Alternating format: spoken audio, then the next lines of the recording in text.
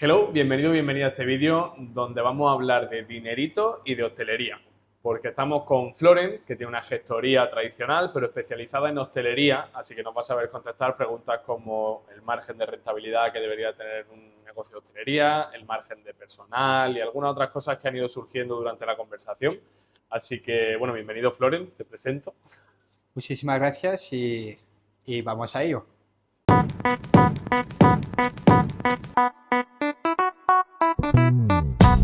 Yo me he preparado preguntas. Pero difíciles porque si no, dímelas antes para que la sepa contestar. Nada, son preguntas creo que para ti muy cotidianas, pero sobre todo lo he pensado desde el punto de vista de qué le pueda interesar al espectador que vea esto y que tenga o se relacione con el negocio de hostelería. Vale, pues a Porque ver. siempre, esta es que lo que hablaba antes, ¿no? O sea, siempre se dice lo que facturo como una seña de la rentabilidad y no tiene absolutamente nada que ver.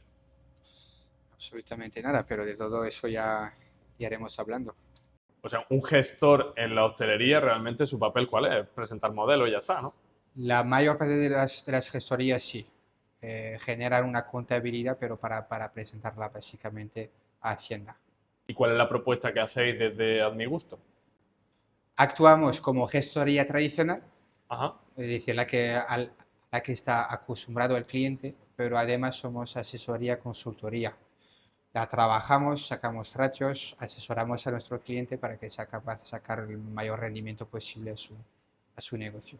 Eso simplemente con lo mismo que harías con un gestor normal, sino que vosotros además aportáis una visión estratégica de... Trabajamos la información, que digo yo siempre, es decir, ya tenemos la información en casa, en nuestra posesión, entonces lo único que hacemos, lo único que ya es bastante, la trabajamos, sacamos ratio, tenemos el conocimiento para ello, para que el negocio sea lo más rentable posible. Genial. ¿Cuál es el margen de beneficio promedio que se maneja en la hostelería? Es decir, para saber si estamos bien y somos rentables o si realmente hay margen de mejora. Normalmente la teoría tanto económica como la que se enseña cuando uno estudia grado superior y empieza con el tema de contabilidad, se supone, digo se supone porque yo en la realidad creo que no lo he visto nunca, pero normalmente un 10, más o menos, O sea, orientativo. Yo siempre digo que si obtenemos entre un 5 y un 6% de beneficio neto, ya podemos estar contentos. la gente, a mí me llama mucho la atención esas cifras porque la gente piensa, o sea, la típica cosa es que todo el mundo que coge dinero monta un bar, como que se gana dinero fácil y realmente si lo piensas, todo el trabajo que hay que hacer, el personal que hay que gestionar, las materias primas, el dinero que tienes circulando, Es para luego un 5%, un 6%, o sea, Es que se necesita mucho dinero, hay mucho dinero que circula y desgraciadamente hay muchos negocios de restauración que su forma de medir sus aspectos contables es mirando la caja. Entonces, como al final de cada día ven que entra dinero, se dicen, bueno, pues supongo que mi negocio de restauración debe de ir bien. Lo único que luego, si quieres, profundizamos en este tema. En el sector de la restauración hay un efecto trampa con los ingresos o mirando solamente los ingresos, porque si tú piensas bien, tu proveedor, tu carnicero te trae esta mañana la carne, el solomillo, tú este solomillo lo vendes hoy mismo, pero al carnicero, esta carne se la pagas dentro de como mínimo 30 días y luego si tienes acuerdo, pues dentro de 60-90 días. Por lo tanto, tú ves en la caja dinero que no es tuyo. eso es Y ese complicado. gran engaño que hay, el gran engaño no, hay otros modelos de negocios que funcionan de la misma manera, pero el sector de la restauración, la gente, los pequeños propietarios que no tienen por qué saber de contabilidad, que gestionan su negocio fijándose únicamente en la caja, ese gran engaño que hay. Claro. Eso y luego el tema de los impuestos, el IVA, etcétera. Al final eso es frustrante también, yo lo veo desde el punto de vista del esfuerzo que cuesta gestionar un restaurante y demás, que al final vayas siempre al día pagando, pagando, pagando, que luego viene una temporada alta, consigues quitar pagos atrasados que tenías, pero empiezas en esa rueda otra vez y al final dices, coño, realmente no estás ganando dinero, simplemente estás moviéndolo de un sitio a otro y a cambio vives en el negocio y ya está. Entonces por esa parte pues medio qué, pero... Y una pregunta importante que tengo, porque yo siempre de hosteleros antiguos he escuchado unos márgenes de beneficio muy diferentes a los que estamos hablando ahora mismo. O sea, yo he llegado a escuchar márgenes de hasta el 30% de beneficio en un negocio de hostelería. ¿Eso es verdad? ¿En algún momento ha sido así? Que yo sepa no, que podría ser, porque luego es verdad que estos ratios son los generales, es decir, para la restauración tradicional. Luego, yo siempre utilizo los ejemplos de los negocios así más grandes, franquicias tradicionales. Cojamos, por ejemplo, el Mercadona. Mercadona, el margen de beneficio, aunque no todo el mundo se lo crea, el margen de beneficio bruto por cada artículo vendido no es tan grande. De hecho, es bastante pequeño. Lo único que ellos se basan como lo mismo que tenemos nosotros en el sector de la restauración en franquicias grandes como el McDonald's, Burger King y esas cosas, Ajá. que el margen es muy pequeño, pero venden grandes cantidades.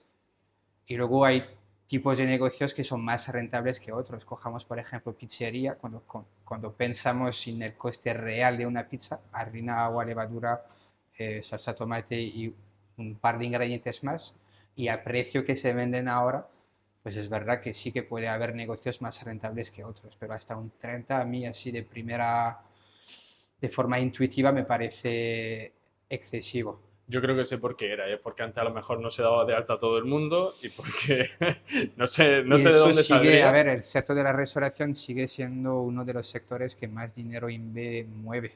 Claro. Eso todo el mundo lo sabemos, aunque nos lo callemos, pero todo el mundo sabemos perfectamente que es así. Bueno, y este año Entonces, se en estos momentos, calculando, realizando o elaborando una contabilidad en función de esta información, puede ser, pero lo normal no es eso. Quiero decir, ahí me reitero que yo hoy en día un negocio bien controlado, con procesos estandarizados y demás, con que yo obtenga un 6% de beneficio neto ya me quedo contento. Beneficio neto, que es decir, al final que es dinero que nosotros tenemos disponible para poder reinvertir, que ya lo tenemos todo pagado. Claro. Tampoco está mal. ¿Y ahí entra, en ese 6% entra el sueldo del hostelero, del dueño, o No aparte? debería, No debería. no debería. O sea, Yo estamos hablando de un siempre 6% de ganancia para la empresa, teniendo en cuenta que el dueño mensualmente ha cobrado un sueldo Correcto, correcto. por administrar. Que aún así parece una pregunta sencilla, pero muchos todavía no lo gestionan así y esperan a ver cuánto beneficio ha generado la empresa para poder cobrar.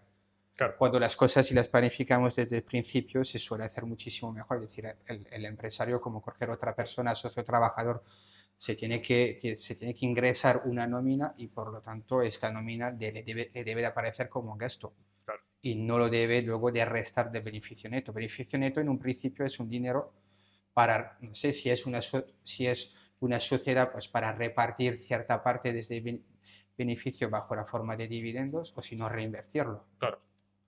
¿Qué es el punto de equilibrio de un restaurante y cómo se puede calcular? Sin entrar mucho en detalle, no sé si se puede explicar así. Quizás cómo calcular es lo porque yo insisto mucho con los clientes que yo trabajo, primero a entender el concepto que hay detrás. Luego empezamos ya a manejar números y etcétera. Pero básicamente el punto de equilibrio es teniendo en cuenta los costes variables, coste fijo de tu empresa. Ajá. Y en el caso de un restaurante, ¿cuál es la facturación mínima diaria, semanal, mensual a la cual mi negocio tiene que llegar para no obtener ni beneficio ni tampoco pérdida? Es decir, ¿cuánto tengo que facturar al mes para haber pagado los Al sueldos, para mes haber o se pagado puede todo lo calcular de forma fijo? diaria o de forma semanal o de forma anual, trimestral, como Eso es quiera. importante porque realmente si además en el equipo de alguna manera si no lo sabe explícitamente, pero puedes poner objetivos en la plantilla, trabajas Luego conforme ahí a... llegaríamos al tema de incentivo, cómo incentivar, cómo motivar a mi personal para poder conseguir ciertos objetivos.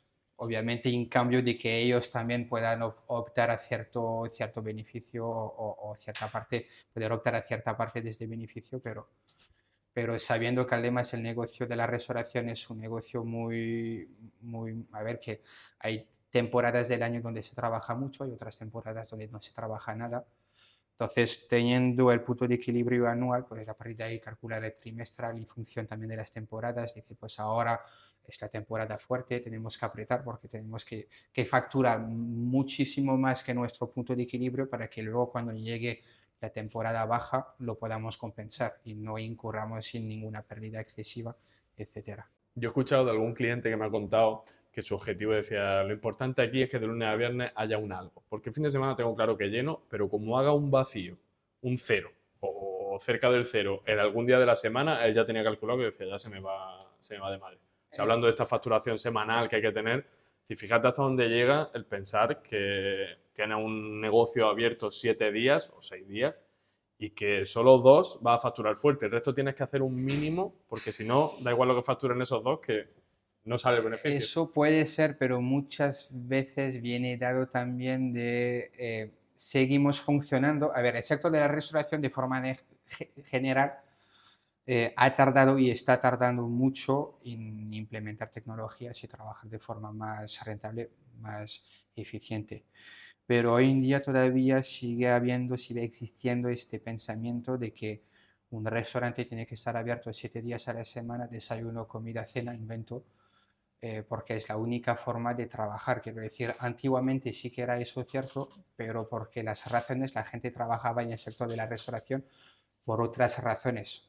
Ahora sabemos perfectamente los dos cuáles son los problemas a los que se enfrenta el sector de la restauración, como por ejemplo la falta de empleo, etcétera.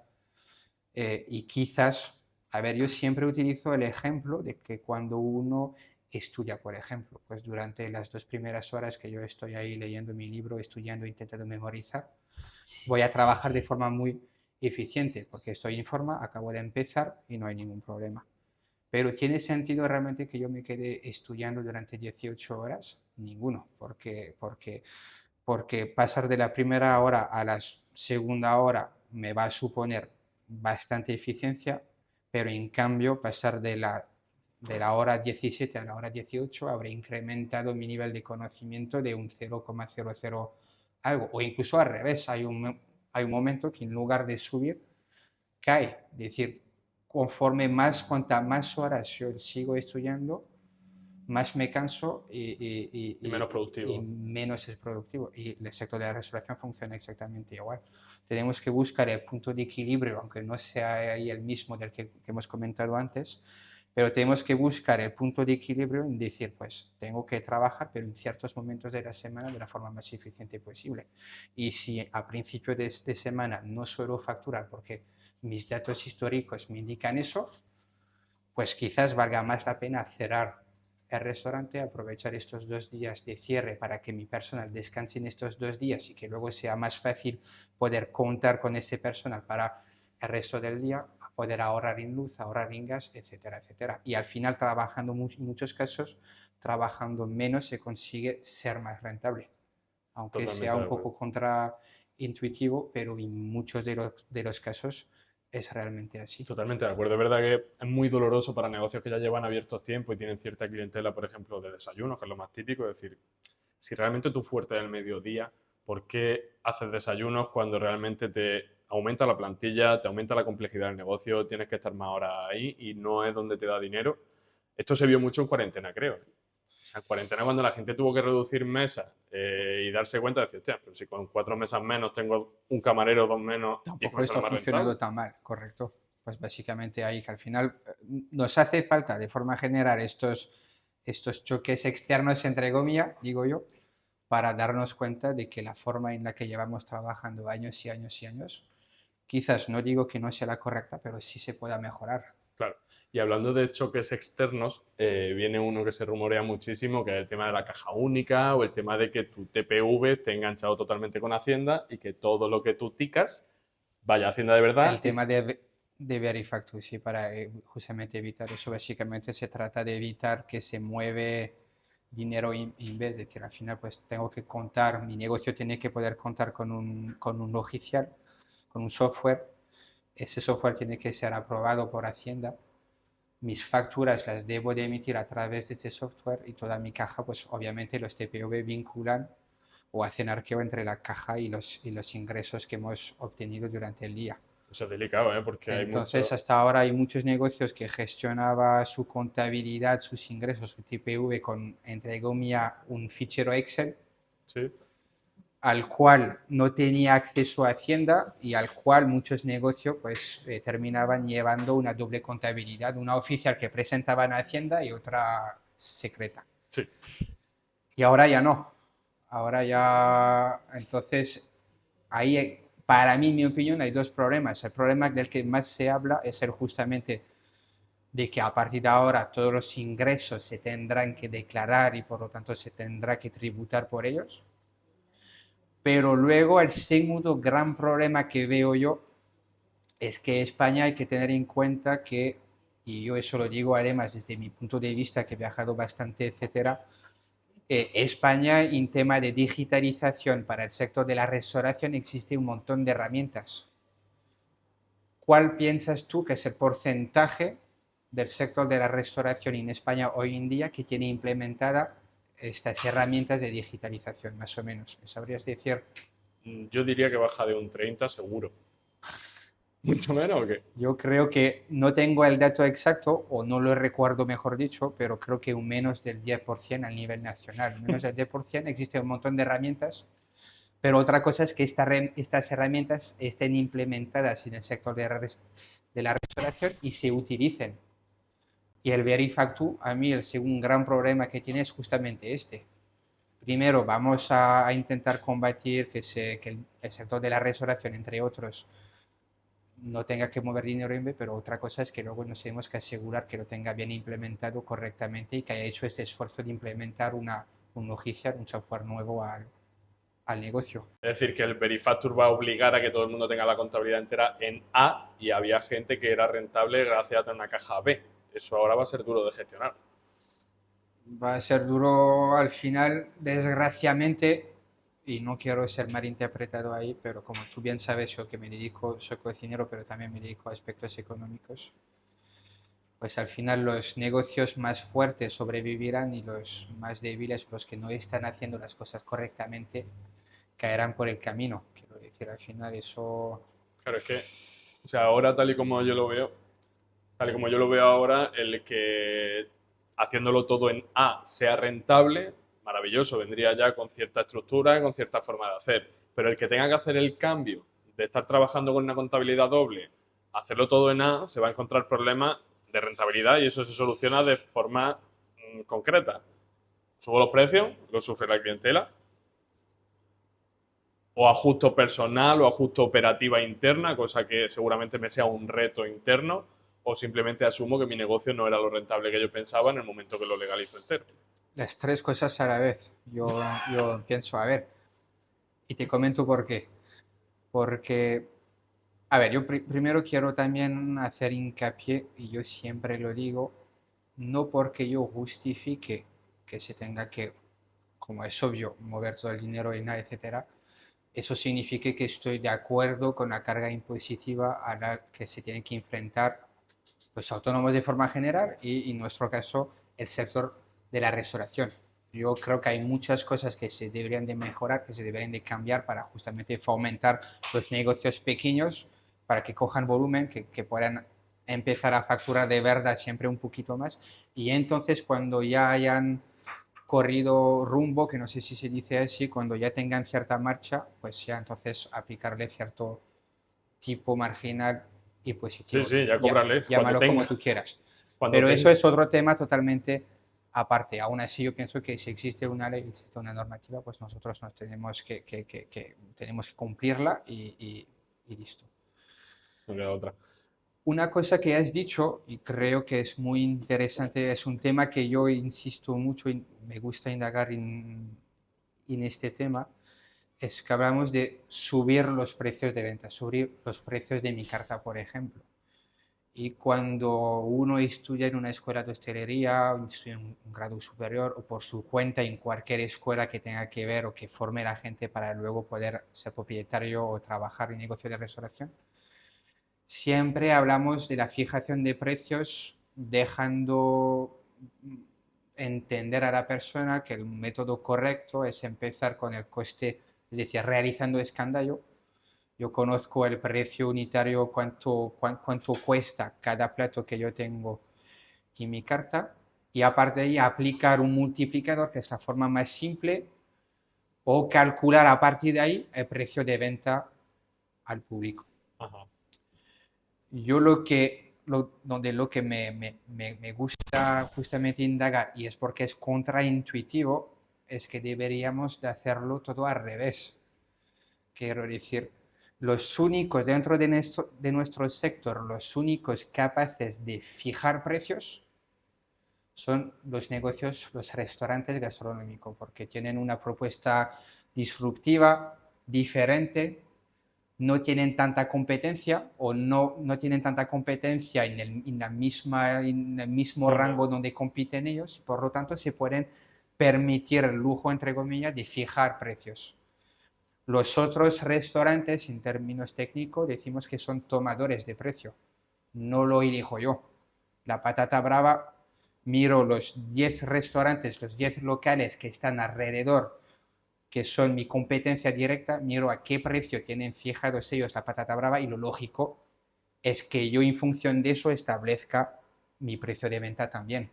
Sí. Entonces, por ahí tampoco hay tanta margen de maniobra. La gente dice, pues bueno, pues con la inflación y demás, vamos a subir los precios de venta. Eso vale exclusivamente si todo el mundo lo hace a la vez. Si nos ponemos todos de acuerdo y venga, los vamos a subir todos a la vez. Si yo, en solitario, hago eso, ¿qué pasa? Que el cliente, pues en lugar de venir a comer la patata brava y mi local, irá al local de enfrente. Entonces, por ahí es mentira. Es decir, tenemos una perspectiva equivocada de este tema porque tampoco existe tanto margen de maniobra por ahí. ¿Sí? Eso pasó cuando cuando subió tanto el aceite, de repente una friduría de pescado, gente que tenía mucho plato de fritura, la rentabilidad les cayó una barbaridad, pero ¿quién se atrevía a subir los precios? Porque el que lo suba primero pierde. O sea, el otro aguanta. Correcto. El otro aguanta, se lleva toda la clientela y al final por volumen puede que saque algo. Correcto. Pero yo que lo subo porque lo hago bien y porque es la rentabilidad que me toca, me quedo Eso es válido únicamente si yo sé comunicarlo. Para justificar, para poder comunicar el por qué mis precios han subido, porque yo sí que sé que el aceite que estoy utilizando es mejor y yo el proceso lo estoy haciendo bien con producto fresco, etcétera. La única forma válida de trabajar de esa forma es comunicarlo correctamente al cliente final. Y que lo valore. Dentro de una empresa grande, ¿cuál es el departamento que se encarga de esta tarea? Te lo pregunto. Pues de comunicación, o sea, como tal. Marketing. Departamento marketing. ¿Cuántos negocios de restauración conoces tú? Que no digo que cuenten con un departamento, eso es una forma un poco para que lo entendamos, pero ¿cuántos negocios piensas tú que entienden el valor que tiene invertir dinero en publicidad, en marketing y en redes sociales? Muy poquitos, para no decir casi ninguno. A escala nacional, casi ninguno. Desde luego, y el que lo entiende destaca. Correcto, básicamente.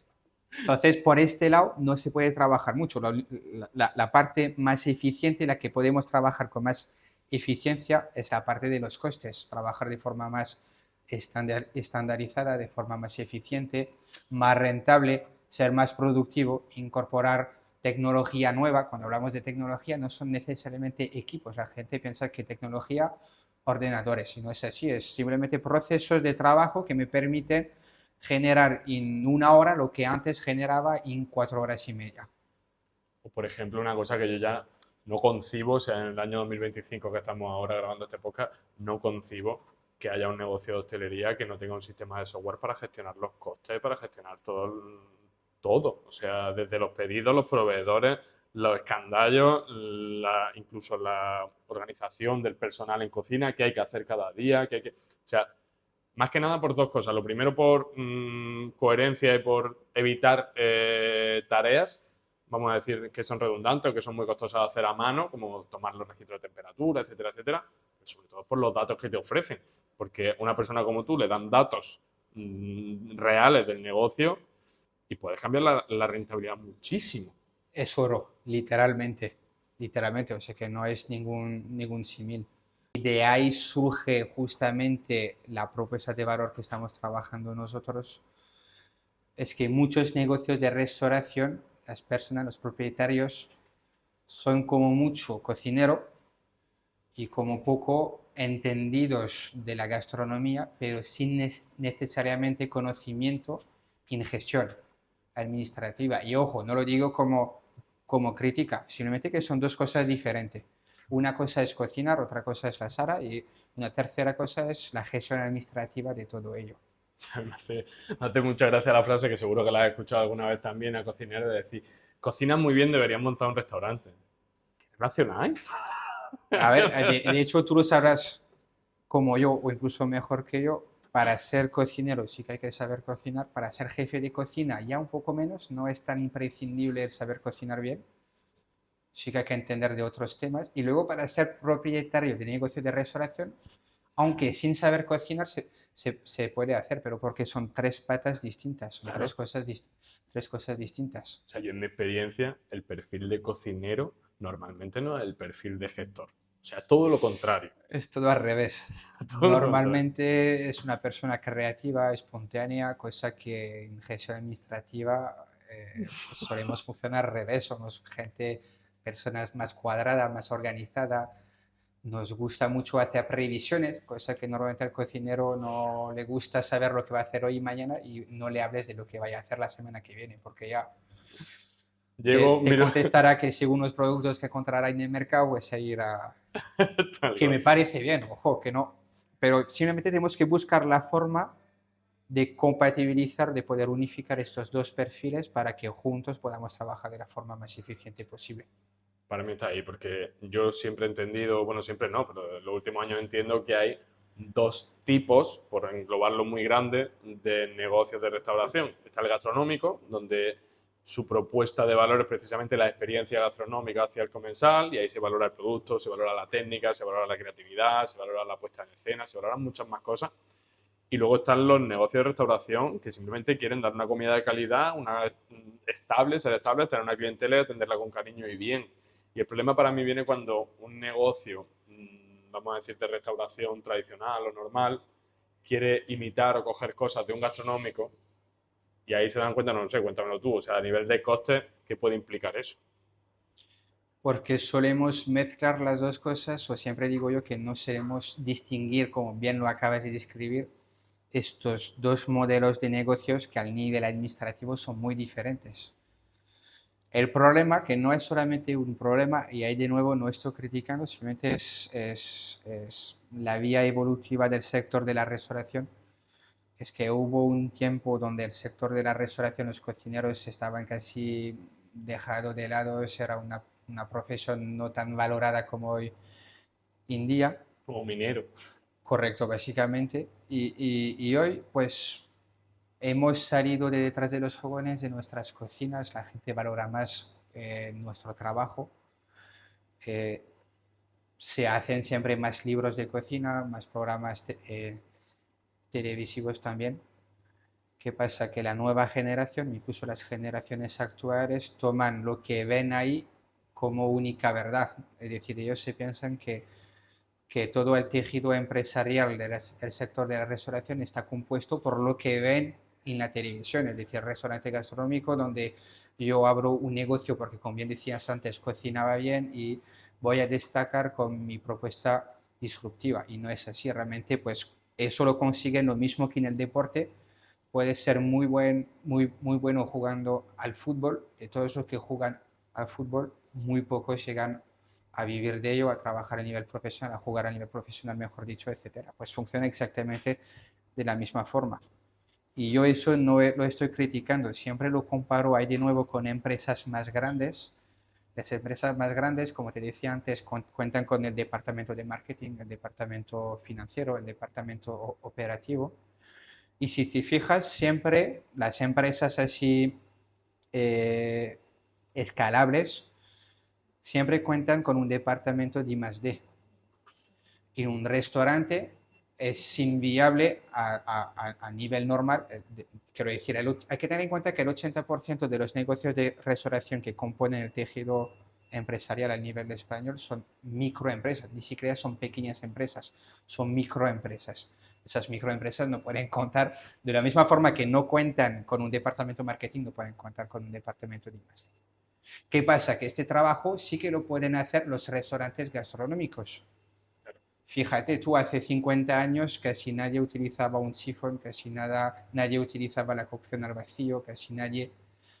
Entonces, sí que es necesario poder contar con la alta gastronomía porque son los que nos realizan estas tareas de investigación, de prueba y las que sobreviven a las pruebas que se van a hacer a lo largo del tiempo, pues luego al final recaen en el sector de la restauración más tradicional. Hoy en día todas las cocinas, cocineros al menos saben lo que es un sifón, una máquina de amasar al vacío, una cocción al vacío, todo el mundo sí que lo sabe. ¿Y por qué? Porque hace 20, 30 años grandes cocineros han implementado, han investigado acerca de estas técnicas para justamente eso. Entonces es importante contar con estos dos modelos de negocio diferentes, pero otra cosa es confundirlos, pensar que yo puedo abrir un negocio pequeño e enseguida pues tener la misma propuesta gastronómica o la misma metodología que un restaurante gastronómico.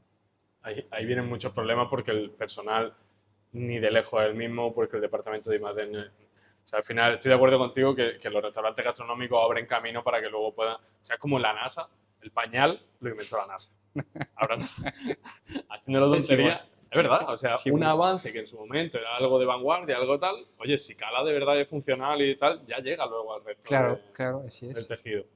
Que bueno, al final yo siempre he pensado, me doy cuenta también conforme más trabajo con clientes de hostelería, que la parte administrativa o de gestión económica es la más rentable y donde más dinero puedes mover del negocio. ¿Cuánto piensas que se debería dedicar a eso? Es decir, ¿cuánto piensas que se le debería ¿Cuánto dedicar? dinero? Sí, en ¿Cuánto? porcentaje, por ejemplo, es decir, ¿cuánto cuesta en la facturación total de un restaurante? ¿Qué porcentaje se le dedica a la contabilidad? Ninguno. Simplemente si las cosas se hacen bien desde el principio, luego simplemente es mantenerlo. Es decir, al mismo tiempo que te cuesta a ti ahora mandar tus facturas al gestor, mantener una cierta contabilidad, con la tecnología que disponemos ahora, incluso nos sale más barato haciendo las cosas bien que haciéndolas mal. Quiero decir, porque para que te hagas una idea, una gestoría tradicional, un gestor, más o menos cuántos clientes piensas tú que puede llegar a, a gestionar, a contabilizar factura. Yo me imagino que fácilmente 40, 50. Más o menos por ahí, dependiendo un poco del tamaño de la gestoría, si tienen un departamento específico para cada cosa o no, pero más o menos por ahí. Hoy en día existen varios portales justamente para gestorías y las gestorías que están completamente digitalizadas, un asesor puede perfectamente, digo perfectamente porque se lo desayuna literalmente, gestionar hasta 120 cuentas a la vez. Una persona. Entonces el coste es menor. Si a mí lo que antes al mismo tiempo que antes yo dedicaba para gestionar 50 cuentas, ahora lo utilizo para gestionar 120 cuentas, es más barato. Y para el propietario de negocio de restauración es lo mismo. Lo único que ahora en lugar de mandar sus facturas por correo, por fax, pues puede hacer directamente foto con el móvil y mandársela a su gestor a través de la plataforma. No hace falta que le mande correo, que llame a su gestor para que le saque la cuenta de explotación, etcétera, porque ya está toda esta información ya está disponible en el portal, etcétera, etcétera. Entonces, al final, al principio sí que costará, de hecho, bastante, y sé de lo que hablo porque en la mayor parte de los casos, pues el primer trabajo que hay que hacer justamente es reordenar toda esa información, trabajar en toda esa información para asegurarnos de que sea lo más verídica, lo más precisa posible, pero a partir de ahí es fácil. Es decir, un asesor de hoy en día, 50 clientes se los desayuna. En una hora Claro. está todo O hecho. sea, ¿qué pasa? Yo recuerdo un día en la gestoría de mi pueblo que estaba por allí, llegaba un hostelero que conozco con una bolsa, una fundilla de estas de folio, con factura, pero media así arrugada, traspapelada, y dice, es que ahora eso lo tiene que procesar el gestor. ¿Cómo va a ser lo mismo que cuando a ti te llega el albarán o la factura? Foto, ya está, y va contabilizando, o sea, está actualizado, tiene la información al alcance.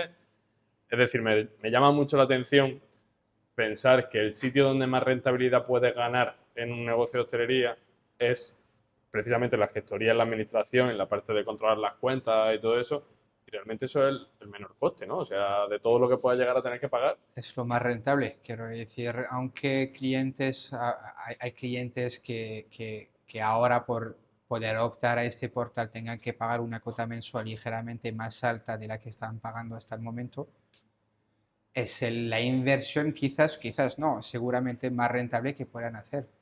Porque tú acabas de citar este ejemplo del hostelero que llega a la gestoría con una funda de plástico llena de facturas, pero esa es la parte que se ve. La parte que no se ve ahí es que dentro de esta funda de plástico no solamente hay facturas de este trimestre, hay facturas que has sacado de detrás de la freidora del trimestre anterior, que el gestor ya se la tiene que apañar para contabilizarla en el trimestre correspondiente. Y luego lo que no nos dices es que este cliente no llega a su gestoría una semana antes de que el mes termine. Si el IVA, el uno tiene hasta el día 10 para presentarlo, llega el día 9. Entonces, Demasiado bien. la digitalización lo que nos permite es evitar esos problemas. Yo ya no me espero 2 días antes de que finalice el plazo voluntario para presentar el IVA para presentarlo. Claro. Conforme me vayas mandando facturas, las contabilizo, ya te indico cuál es la previsión actual del IVA que tendrás que pagar, el IVA trimestral, para que no te dé ningún susto de cuando te llegue justamente esa liquidación. Y cuando a mí me toque cerrar este trimestre, no me va a suponer más trabajo que en el resto o en las pasadas últimas semanas, porque todo este trabajo ya lo he adelantado. Claro. Voy a buscar alguna pregunta más y vamos dejándolo por aquí. ¿Cómo puedo gestionar eficazmente el flujo de caja para evitar problemas de liquidez? Previsiones, fácil. Era fácil. Es hacer previsiones, pero ahí justamente porque no solemos, o no es que no solemos pensar, lo sabemos, pero no lo queremos ver.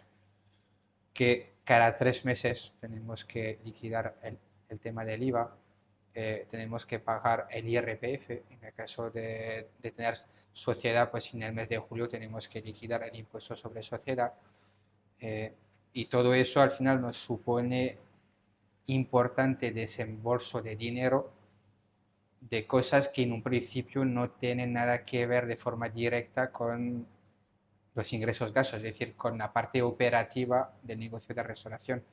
Son cosas que nosotros normalmente, o la mayor parte de los propietarios, solamente pensar en cuánto he facturado y cuáles son los costes directos, es decir, personal, mercadería, y no piensan de que en lo que han ingresado, en lo que han cobrado, no es ni siquiera ingresado, eso ya son aspectos técnicos, pero en lo que les ha entrado en la caja, no todo es suyo. Yo siempre digo que hay que imaginárselo de esta forma, es decir, hay parte de tu caja que pertenece a Hacienda. Y yo siempre digo a las personas que me dicen, es que no veas tú el dinero que tengo que pagar este trimestre a Hacienda. Yo digo, no has pagado este monto de dinero a Hacienda, se lo has devuelto. Es dinero que a ti te ha entrado en la caja, pero que no era tuyo. Desde el principio tú sabes que el IVA no es tuyo. Claro. Y simplemente tienes que realizar previsiones para poder estimar cuáles son estas cuantías para, antes de llegar al final del trimestre, haber realizado previsiones, ingresos o haber ahorrado cierta parte de este dinero, de esta liquidez, para que cuando te llegue esa liquidación no te suponga ningún mal. ¿Qué indicadores financieros son los esenciales para evaluar la salud financiera de mi negocio de hostelería? Eso es un tema amplio, Vale. donde podríamos estar hablando una hora más por lo menos.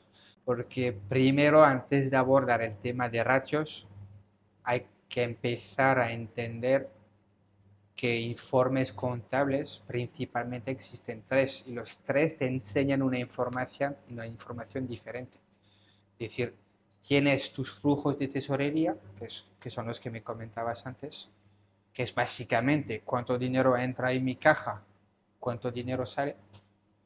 Otra cosa es el balance, que te indica, pues, por un lado, cuál es la inversión que he hecho, tanto corriente como no corriente, cuál es mi nivel de liquidez, cuál es mi nivel de existencia, cuál es mi inversión en equipamiento, etcétera. Y por el otro lado, pues están las deudas que tenemos con proveedores, líneas de créditos, etcétera, y el patrimonio neto. Y otra cosa totalmente diferente es la cuenta de explotación, la cuenta de pérdida y ganancia, donde ahí me aparecen ingresos, gastos. ¿Qué pasa? Que no todos los informes se leen de la misma forma. En la cuenta de explotación a mí me aparece el beneficio neto. El beneficio neto, simplemente para darte un ejemplo, tiene en cuenta el interés del préstamo que tú tienes contratado con la entidad bancaria, por ejemplo, pero no tiene en cuenta la devolución, amortización del principal. Por lo tanto, tú al nivel de la cuenta de explotación, tu negocio puede ser perfectamente rentable, es decir, tú cada mes sacas un beneficio neto positivo. Sin embargo, en la tesorería, debido a la amortización, además del interés del principal, tengas problema de liquidez, porque este número no te aparece en la otra cuenta. El balance tiene sus propios ratios, que de hecho se llaman ratios estáticos, porque el balance demuestra una foto en un momento concreto de la situación al nivel de inversión y de deuda de la empresa. Y existen otros ratios de la cuenta de explotación, que son los ratios dinámicos, que hay de forma general se suele recomendar, como te decía antes, por ejemplo, beneficio neto hasta un 10, aunque en la realidad sabemos que yo siempre estimo que con que obtenga entre un 5 y un 7 ya estoy contento. Mercadería un 30%, 30 y 35%. Lo que es coste personal más o menos igual. Ahí hay que tener en cuenta que, por ejemplo, hay restaurantes gastronómicos, para volver al tema que estábamos hablando antes, que ellos, su coste personal representa un 50, casi un 50% de sus ingresos. Quiero decir, vemos que el ratio es muchísimo más elevado, pero porque el modelo de negocio no funciona de la misma forma que el de la restauración tradicional, por ejemplo. Claro. Luego tenemos el alquiler, que debería en un principio suele rondar entre 5 y 10% de la facturación del negocio, etcétera, etcétera. Esos son indicadores más o menos generales. Luego hay que mirar en función de cada tipo de negocio de restauración y el caso a caso de cada cliente. Pero también he de precisar, que no lo he dicho antes, que no hay muchos casos, pero puede que el restaurante gastronómico incurra en que como tal no es rentable. Quiero decir, por ello también no es la única razón, pero por ello trabajan varias líneas de negocio diferentes. Quiero decir, pues también quizás hagan delivery, por ejemplo, o tengan otros negocios apartes que son los que realmente le aportan rentabilidad, y el negocio gastronómico, su propuesta es la consolidación de la marca, del nombre del mismo cocinero, pero como tal, ha habido casos, que no quiero decir que casi todos, pero porque no tengo la estadística correspondiente a mano, pero hay muchos negocios que en algún momento han incurrido en pérdida, y era incluso voluntario, porque al final pues ellos tienen también que asumir esos costes y más de etcétera, y los que aportan rentabilidad son estos otros negocios. Y una cosa curiosa que hablábamos antes de empezar a grabar, me decías que estos márgenes son así incluso quien no los mide. Es decir, al final la hostelería no puede reinventar la rueda. Porque al final es lo que te comentaba con la fijación de precios. Solemos utilizar al hablar de forma diaria, cuál es el precio al que tú fijarías este determinado plato. Y eso para mí es un error conceptual. Es decir, nosotros en la restauración tradicional no fijamos ningún precio. Somos tomadores de precio y a partir de ahí. Y la razón de ello es la misma que hace que todos los ratios de forma general se suelen mover en torno a los mismos valores. Porque la economía misma, que tú quieras uno, siempre, si tú te sacas del carril principal, siempre te vuelve a tu sitio. Si tú por alguna razón compras más mercadería del ratio general, automáticamente te vas a encontrar con un inventario, que eso también lo podríamos abordar, el tema de la gestión correcta de los inventarios, pero tú automáticamente vas a incurrir de forma indirecta en pérdidas, porque la gestión de inventario, un inventario demasiado grande, aunque no sea una pérdida directa, indirecta sí que hay, porque ese dinero yo lo podría mejor invertir en otras cosas, en lugar de tenerlo inmovilizado en pasta y salsa tomate, porque cuando yo la he comprado me salía barata, incurro en pérdidas, y entonces sin querer, sin ni siquiera que me dé cuenta, automáticamente voy a intentar reducir mi género y volver a un ratio más estándar. Y por eso uno no se da cuenta, pero los ratios de forma general siempre se suelen mover en torno a los mismos números. Y si no es así, pues desgraciadamente sabemos que el 80% de los negocios que abren hoy no sobreviven más de 2 años y los que sí, el 60% más o menos, que no quiero decir mentira, no sobreviven más de 4 o 5 años. Entonces los que no, sin querer, los que no cumplen con estos ratios, desgraciadamente caen. Vale, Y los que sin querer sí que cumplen esos ratios, sobreviven. claro. Bueno, pues creo que más o menos por aquí lo podemos dejar. Creo que hemos tratado bastantes temas interesantes y espero que haya sido nutritivo, por supuesto. Muchísimas gracias Muchas gracias a ti. por haber compartido el ratito este y cualquier duda más que haya podido surgir, dejadla en comentarios que en futuros vídeos intentemos resolverla porque son temas bastante interesantes y sobre todo rentables. Despedirnos. Hasta luego. Hasta luego. Muchas gracias.